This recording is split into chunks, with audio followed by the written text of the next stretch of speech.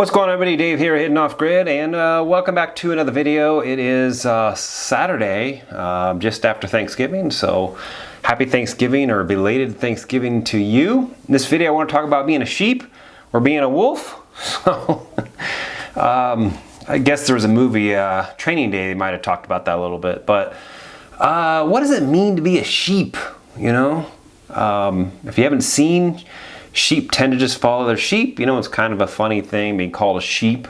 It just means you follow people blindly, I suppose. But I'm going to go one step further, I think, because I think it's hard to go against societal norms, right? I'm going to use some specific examples here of what I'm talking about, at least for my life anyway. I've never really gone with societal norms at all. And the older I get, the last 10 years or so, it even gotten worse. It's almost like I go against the norms on purpose, but I know I'm not really doing that. It's just me. It's just the way my brain works. I don't know how to explain it, but I'm gonna use a couple examples here. And now these are not specifically what I'm talking about, but I'm just gonna kind of dumb it down a little bit. You know, I don't like football. I'll watch it. You know, I'll watch the Super Bowl occasionally. I don't really care about it, but I'll watch it. So I'm not really a football person at all. Prefer basketball. So that puts me at I'm a weirdo because of that. I don't like football, you know? So, I just don't watch it. It's not that I don't like it. I just don't watch it. I don't really care. The other thing is I don't like beer. Go figure. So that also puts me at a weird disadvantage. I just don't drink beer. It doesn't like me. I don't like it. It doesn't taste good. I just don't care. So, you know, when you got the boys want to go out after work or something, you know, come on, let's go get a brewski, you know. It's like, I just normally say no and just not go out because I don't care about going to get a brewski. And honestly, if you really look back at it, it's not really about going out and getting the brewski. It's about going out and hanging out with the boys, you know. But that's never been my thing either. I'm not really a person to kind of just go out and shoot the shit and hang out and, you know, and stuff like that.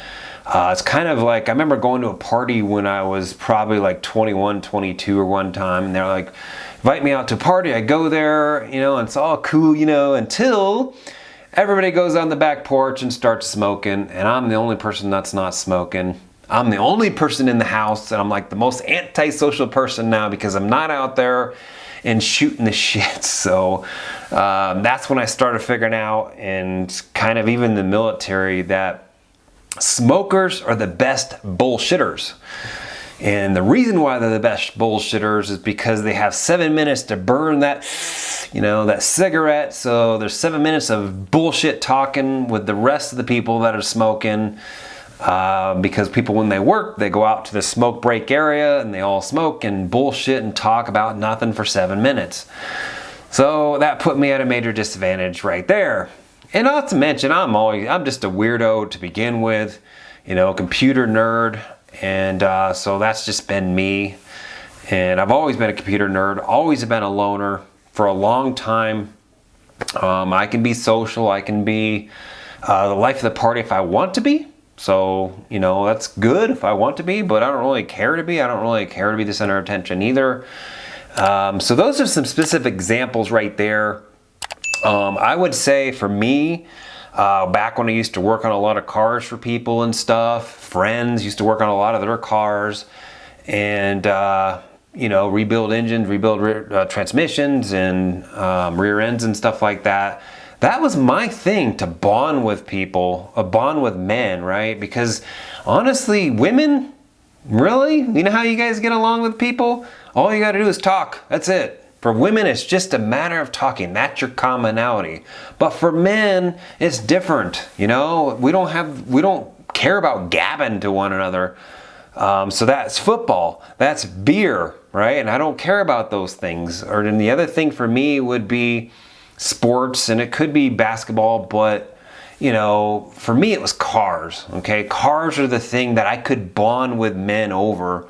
And because I'm not into cars right now, or maybe not for a while, I don't know. It's pretty dangerous what I was doing anyway. A lot of street racing, a lot of getting tickets and stuff. Kind of outgrown that, but I still want to race. I still want to maybe build cars and have no problem even meeting friends that way either down the road. But that's my commonality thing.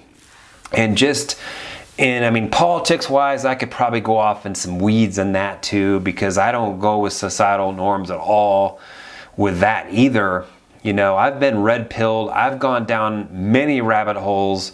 And the further you go down these rabbit holes, the further that you go against societal norms, the worse it gets. It's harder it is to even relate to other people. The harder it is to understand other people. The harder it is to bond with other people. And what I mean by that is just, I'm a person that kind of goes against the grain with a lot of things. And I kind of think, is it because I just want to go against the grain on purpose? It's not really that though, you know. It's just, I think that I'm woken up. Like, I understand what's going on in this world more than the average person that just follows the societal norms, you know. And that just makes me even more odd, you know. And it's easy. The easy way out is just to go with societal norms, right? And the hard way out is to go with what you feel, what you believe in, and all that. And that's the harder way to go. That's the harder path. But ultimately, you're being true to yourself doing that. You know, whether or not, I'm not calling people that are just sheep or the people that go with societal norms, they're not taking the easy way out of purpose or anything like that. I just saying that that is the easy way though. You know, the hard way is to go against societal norms, right? I've had cats almost my entire life. Never had a dog as an adult. Okay, now we grew up with a dog, but I've had a lot of cats as an adult too. That puts me at a societal, at a disadvantage. I'm not the norm, especially in this state here. This state is a major dog state. If you have a cat, you're a weirdo, you know? And cats are great animals. I don't understand why there's so many people that don't like cats. They're awesome animals. They're fantastic animals. And guess what? They fit into my type of psyche, right? Where I actually have to work for their affection, work to win them over. They just don't automatically like me. Of course, they normally do because I'm awesome. I'm a very good cat player and all that stuff. But they take work, right? And compared to a dog, you can kick the shit out of them and they'll still come and lick you and still wag their tail. So me retiring next year, chasing fire, April of 2022, I'm gonna retire. That puts me in a weirdo, you know, position, right? 40-something years old, retired. You're like, how do you respond to people when they ask you, what do you do? I'm a retired engineer. You know, it's like, that just makes you a weirdo in general. Like, you can't have that conversation with anybody. So, I don't know. Just all these things that I chase are just things that are not normal. And it puts you in a weird bucket. And, you know, when I get back from the Appalachian Trail, I'm going to be in a weird bucket then too, because nobody's going to understand how it is to hike the Appalachian Trail, you know, and I'm going to want to talk about it. There's going to be a lot of things that you're going to want to kind of, you know, reminisce about, but you're not going to be able to because nobody's going to understand where you're coming from, because guess what? You're an oddball out. You decided to retire early and go hike the Appalachian Trail, and that makes you a weirdo. So there's a lot of things there that I just decide it's just me. It's not me going against the grain on purpose. I tend to kind of gravitate towards underdogs, and I don't understand why that is. You know, I like almost always go for the underdog for some reason. I'm rooting for the underdog, and I don't know why that is. That's just the way I am, you know, and that's not the societal norm. The societal norm won't go for the underdog usually. They won't go for the black sheep, you know. Anyways, but at the end of the day, guess what? I'm gonna feel good about myself because I am still following what I believe in, and that's going against the societal norms, unfortunately, which makes life a lot more difficult as well, but probably more fulfilling. So, what do you believe in? Do you go against societal norms, or are you a person that kind of just goes goes the normal route of what society believes in, because I'm one of those people that loves conspiracy theories. And a lot of people will probably look at me and say, oh, you're a conspiracy theorist, you know, you're a whack job or something like that. But that's the reason why I love conspiracies, is because the official narrative is most likely not the truth. Okay, there's maybe versions of it or little small bits of truth in there, but the conspiracies out there, there's a lot of truth in conspiracies, and they almost can debunk the real narrative. But because that narrative was pushed, and because if a narrative gets pushed enough, that becomes truth, that becomes reality. And that's why I love conspiracies, right? There's so many things out there that we've been told by the government, right? That everybody believes it. That's what they believe. And then they give up all this freedom. They give up all the freedom because they want to feel safe, because that's what the government told them. But I just implore you to do some research on your own, and don't always believe what you're told. Don't always believe the first thing that you're told, especially by the media, because they blatantly lie right to your face to, you know, push a narrative, right? And that becomes truth, that becomes reality. Start believing it, people believe it, that it's, you know what I mean? And more people just start believing it. And before you know it, they have the wool pulled over their eyes, and that's just how it is for them. So anyways, look, I just, you know, question, look at things, you know, follow whatever you believe in.